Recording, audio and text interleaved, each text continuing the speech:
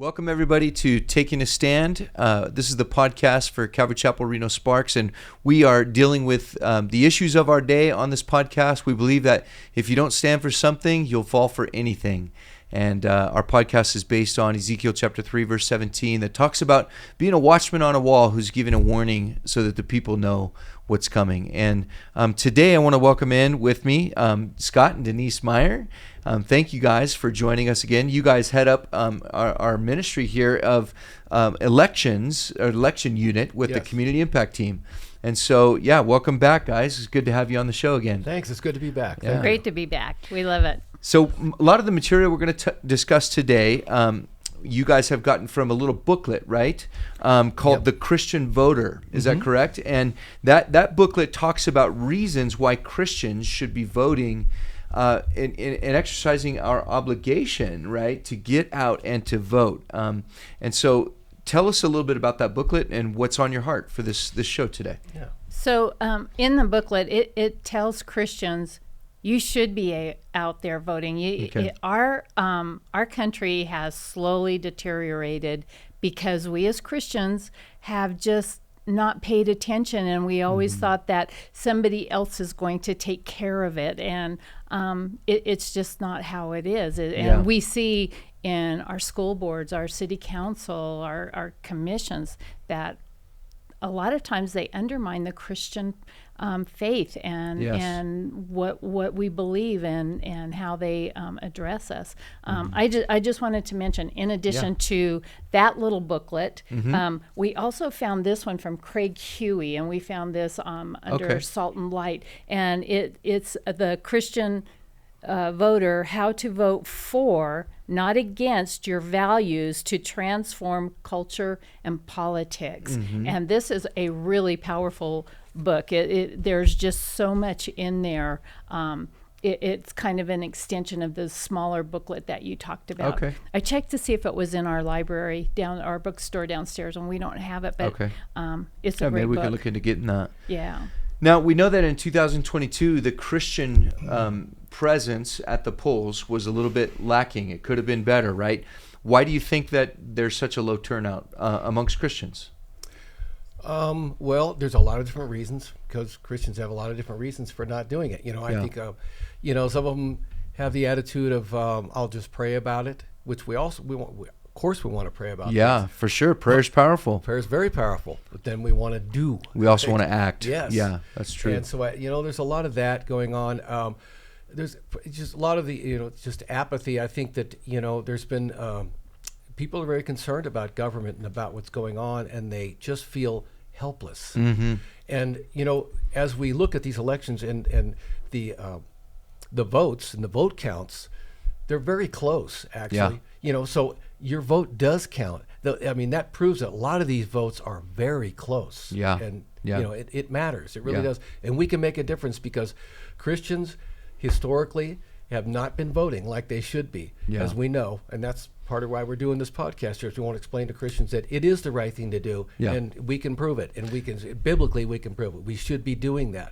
So we need to get out and do that and vote. That's what we do. It's a good point, Scott, about just some of the different reasons. I've also heard from Christians that it's there's not a strong desire to get involved, because they just think, well, the whole system is corrupt anyways. There's nothing I can do. My vote really isn't going to matter.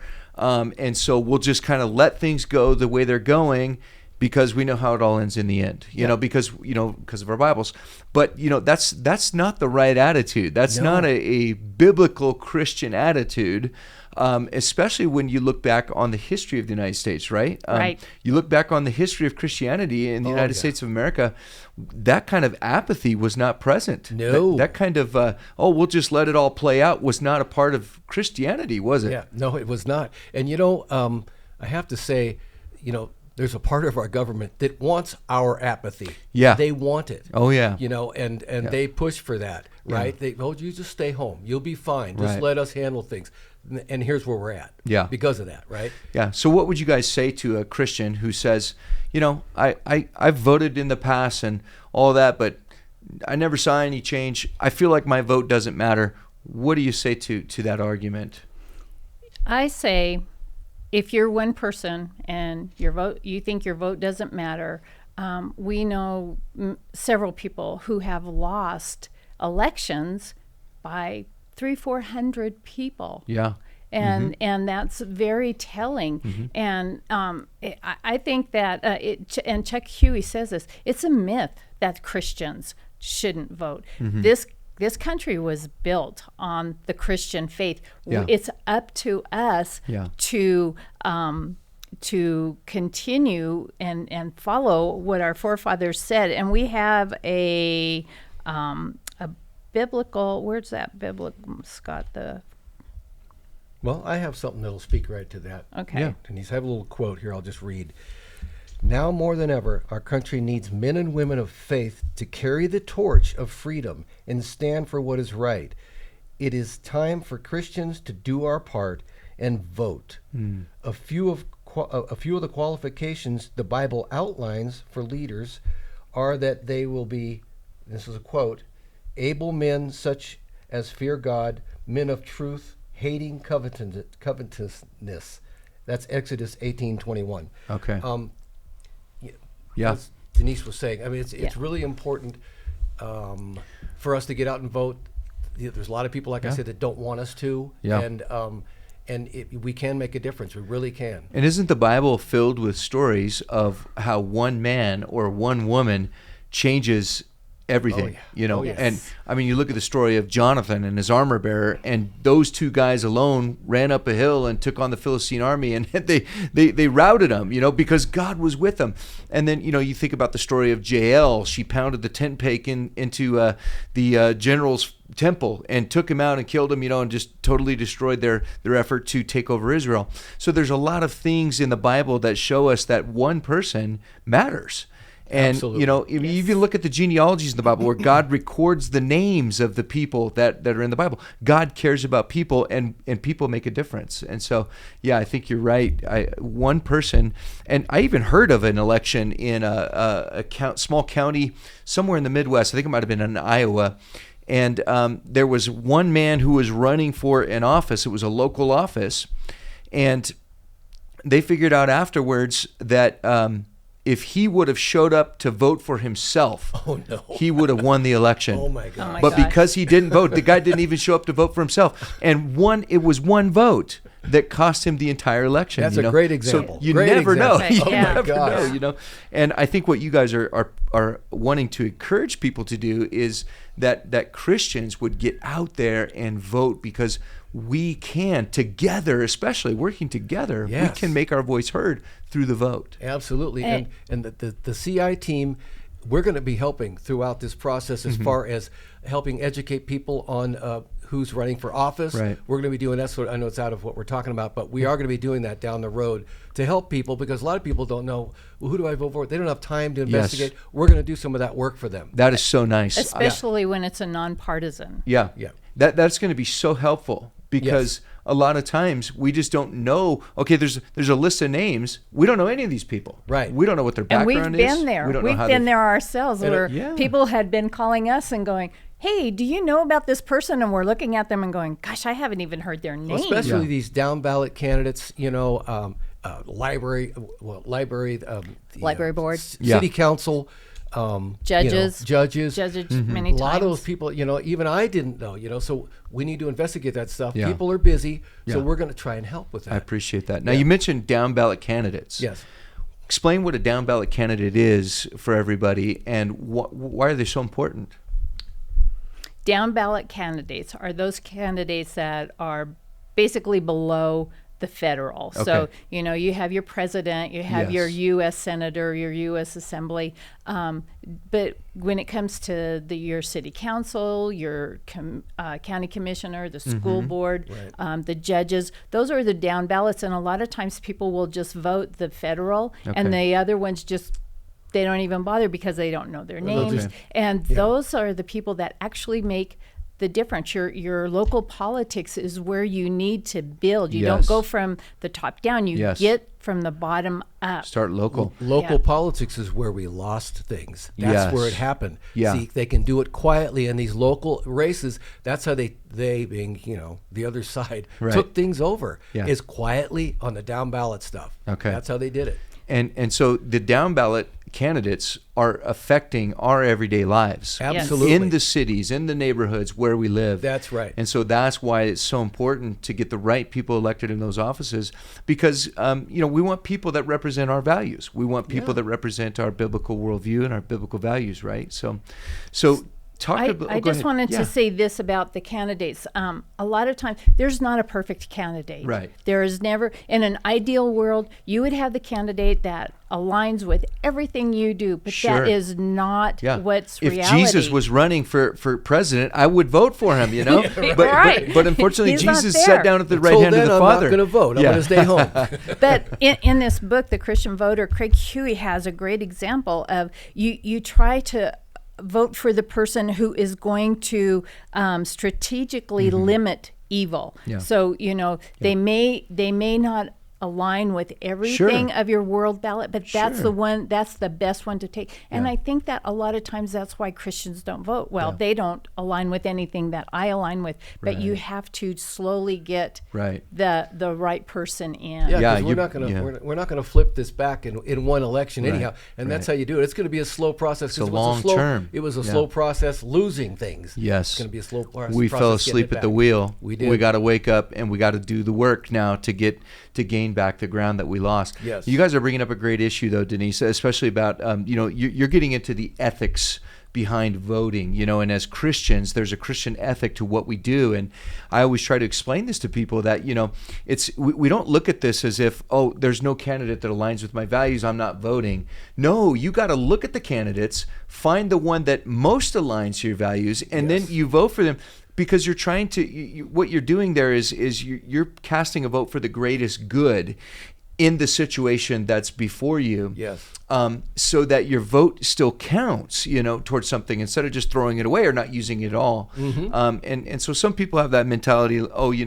It's the lesser of two evils. You can look at it that way, or you can look at it and say, well, it's the greatest good possible in this situation, and that's the way I like to look at it. Is I look at the candidates. I look at, neither one of these guys is Jesus Christ. They don't fully align with all of my biblical worldview. But one guy is against the killing of babies. And he's pro-life, and this guy is not. And that's so huge. that's where I huge. start right there. Yeah. Hey, one guy holds life as sacred, one guy does not.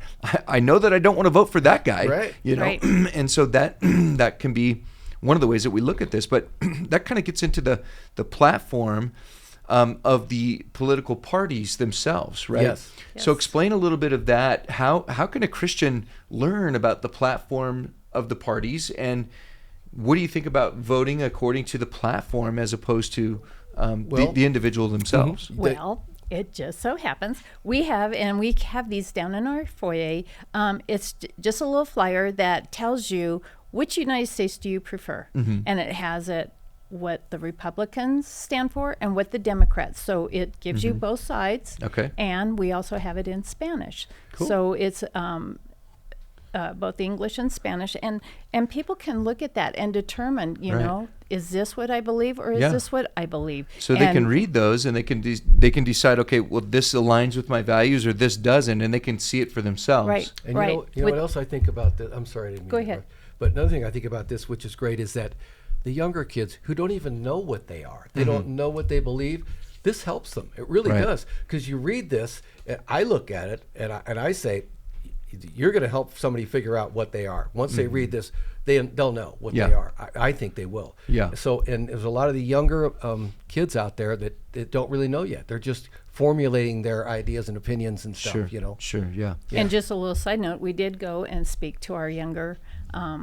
Christians, the young, I forget what the it's young called. adults. Young adults, right. And Right. With Christian Rodriguez, who did a great job on his sermon. He was so good. Yeah.